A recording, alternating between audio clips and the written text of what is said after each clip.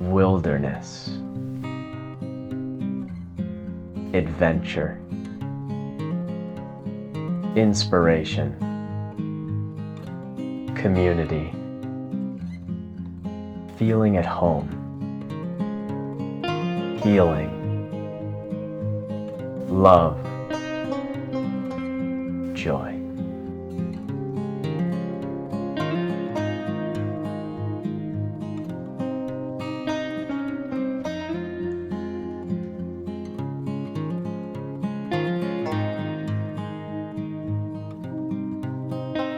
My name is Joshua Zimmerman, and I'm the president and founder of Life Itself.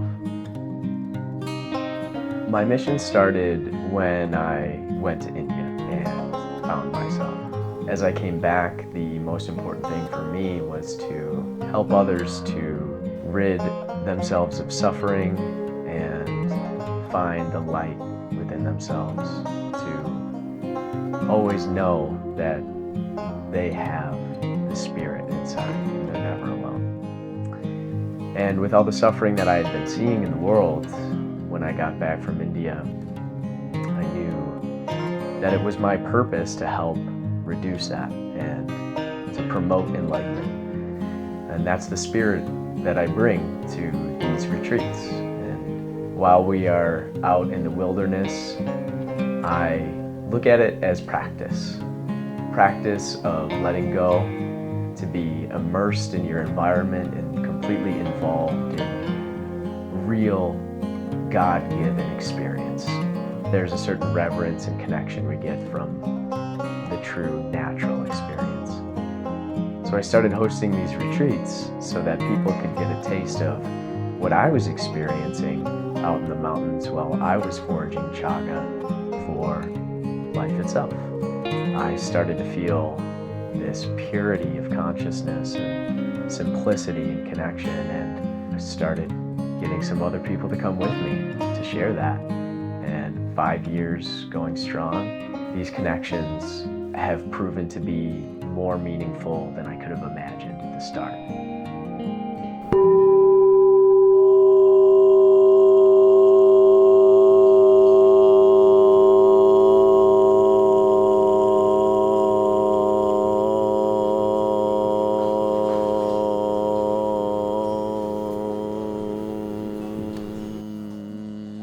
Mama cacao, may you be here, not out. Mama cacao, may you be here, not out. I am Madeline. I journey here from Phoenix, Arizona. I was born and raised in Buffalo and have journeyed to the desert to find my soul. I'm a yoga teacher and, all the roles, but a soul living this human experience. To the fire that allows I'm grateful us to be here. As a facilitator, I offered the medicine of cacao. So cacao being ceremonial drinking chocolate, the most raw form of this transmission of the fruit. The cacao bean that is known as heart medicine. It's known to really drop us into a space of connection.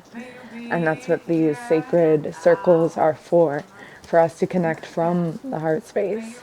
And so getting to offer cacao and music and the power of these modalities has been such an honor. And it's a great joy to see her being the spirit of cacao, work through us all and remind us to be students of the earth, as that's what brought us all here, to forage and to learn and to give and receive from this abundant planet that we call home.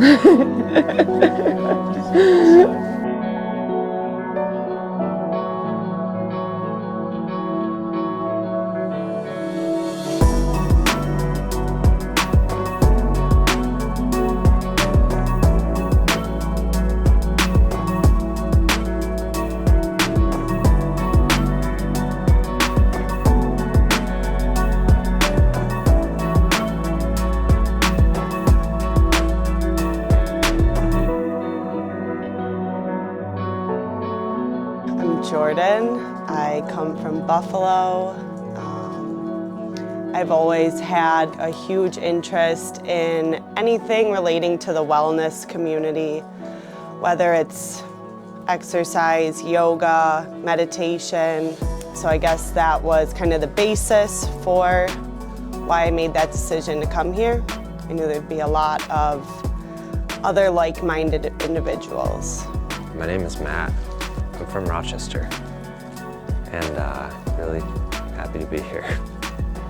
I wasn't really sure what exactly to expect, despite the very explicit, outline of things. It was clear what to expect, but I didn't know how it was going to feel.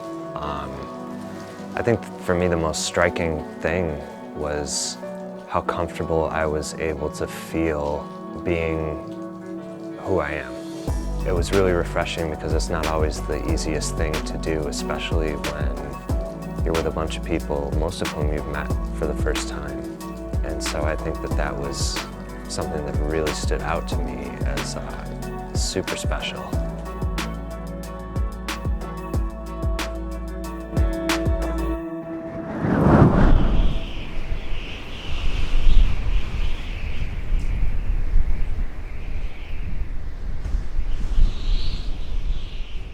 Part of the retreats is to expose people to the harsher natural conditions of winter, or at least perceived harsher conditions, of the cold and the ruggedness of the mountain, and really to empower people to see that they are incredibly capable of traversing this natural world regardless of this cold weather, regardless of the incline of the mountain. And the effect of drinking the chaga on the retreat is one that empowers us to keep going. Even if we've been out in the mountain for a couple of hours, there's still energy, the spirits are high, and we're excited still. My name is John Marie Kawadi, and I'm from Buffalo, New York. I love nature, so that definitely played a huge part in me wanting to come here, because the idea of just being out in the wilderness, just immersed in nature and on a very nature-connected mission was very appealing to me. I really believe that nature heals. We are nature, and so it really is such a beautiful way to connect with yourself, because it's just this beautiful extension of who you are and a really beautiful reminder of who you are and all that you are and how abundant you are, and cycles of life and death and just everything. I love being reminded of all the ways that it's a reflection of who we are. I feel like every time I'm in nature, I just feel very connected to myself. I feel very understood. I don't have a ton of people in my life, especially in person, that really are kind of on the same wavelength as me or on a similar path to me. And so just the way that the conversations flow so effortlessly here, and everyone is just so open and willing and desiring to connect, it's beautiful. Being in a group of everyone that is, meditating together or dancing together, singing together, on this adventure together is so powerful. It can't be I have energy coming up, I just felt it. You can't be understated, the power of just all being together. We're meant to be in community and connect with each other, and to not go through this journey alone. So Chaga is known as the king of medicinal mushrooms, and this king of medicinal mushrooms has been used in places like Russia, Scandinavia, Canada, any places that have a really cold, harsh winter. Chaga grows, and through the growth of chaga, it is a gift for that ecosystem to use to strengthen their spirits against the cold. So the harsh nature of these winters requires resilience, and it requires adaptation and a fortification of ourselves. And that's what chaga provides. And there's a lot of scientific literature that backs that in the way that it enhances our immune system, in the way that it has the most antioxidants of any plant found, any substance found on this planet, meaning that it is just so great at ridding us of toxins, inflammation, pain, so that we can continue on, especially in the harsh winters. So check this out. First and foremost, this is the Chaga extraction device that I built by myself here. It is made out of a beech tree that I chopped down, and I cut off the top here and then sliced about 6 inches into the tree so that I could wedge this chisel, and then I screwed into the chisel to adhere it, and then wrapped it around with a couple layers of different tape, but on the outside you see the duct tape.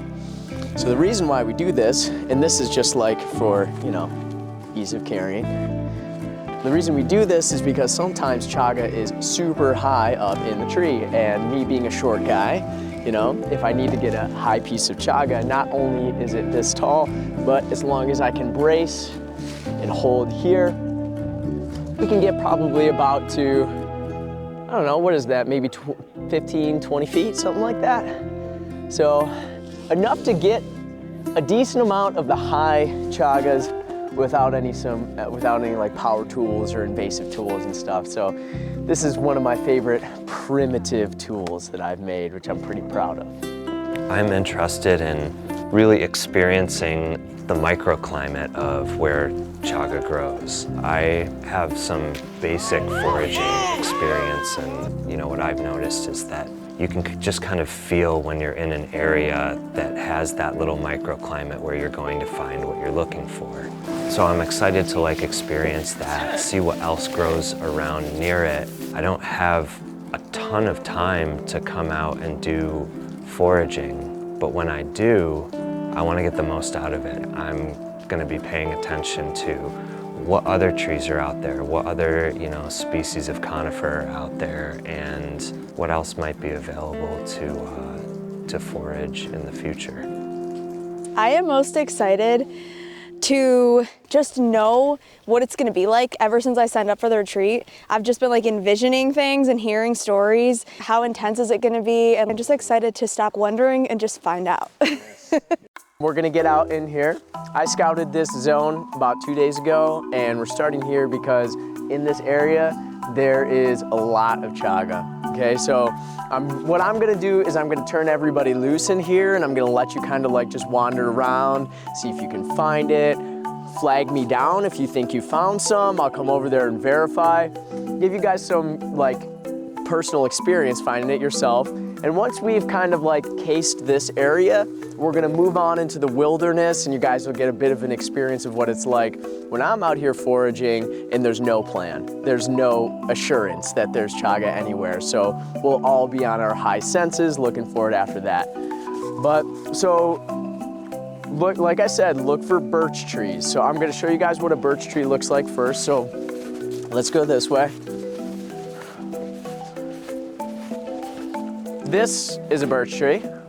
This white tree out off in the distance, that is a birch tree. So anything that has this flaky type of bark, that's gonna be a birch tree. Chaga, what you're gonna wanna look for is a black, abnormal looking mass. Yes, a growth on the birch tree. So without further ado, why don't you guys just go ahead and get wild and see if you can find some.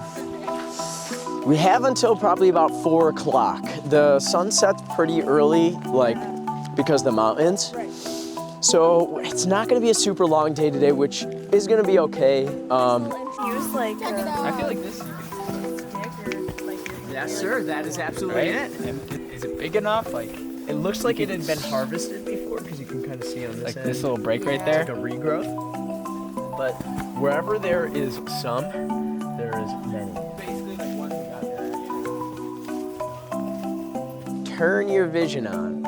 Give it an up and down, look around. And the way that I've really found to like train my eye is look for an abnormality on the tree. So if you see something that is like out of the ordinary about the tree, just tune into it. Angle it down or angle it up a little more. It could be anywhere from here to here. Like, they could be huge. Oh. Maybe give it a little shimmy situation. Yeah, as soon as you see it move, then just, yep. Did you get the... You I'm Sophie. Sophie, nice to meet you. My first piece of chaga. Nice to meet you. Although I didn't find it though, so I don't feel it's fully okay. accomplished. The lodging is incredible. Like, oh my God, this cabin is amazing. I can't believe the land, the views, the mountains. The cabin is huge. It's so cozy. I love it. The people are just so friendly, so welcoming. It was like a constant reminder for me of to just be an observer and take everything in. Just being around so much love and such a community. It's not something you find in the everyday world. To anyone that's watching, if there's anything that pings you or sparks a little bit of like curiosity, consider what it might be like to explore that. And I would encourage anyone to focus on what is intriguing and interesting about the potential to come on a retreat like this, things that might be not necessarily something that you are super passionate about, you know, don't let that be a disqualifier or something that discourages you. Just kind of spend some time with yourself and see what moves you, and don't be afraid to try something different. I definitely felt a lot of resistance on many levels. Even just at first when I saw, I was like, oh, I can actually make the retreat this year. And there was like some other things coming up around the financial fear. It was a whole thing, and finally I was just like, stop overthinking. Like, thinking is not the friend of your intuition. Everyone was just trying to help each other out. Everyone was just trying to connect in some way or another. And I think that comes back to, again, just being open to each other and our energy and just letting it all come together. I'm so happy to be here. You have no idea. I saw the posting and I was like, I gotta come up with this money now because I want a spot. Like, I gotta go. My message to the world is to follow your heart, and when you hear, inevitably you will hear people who will question you, who will attempt to influence you away from what you know to be true. Take a breath. Understand that that is their perspective, and then return back to your heart. And as long as you truly dedicate yourself and work, you gotta do it. It's not just gonna happen. But if you do it and you have the energy to, you will accomplish your dream and you will change the world.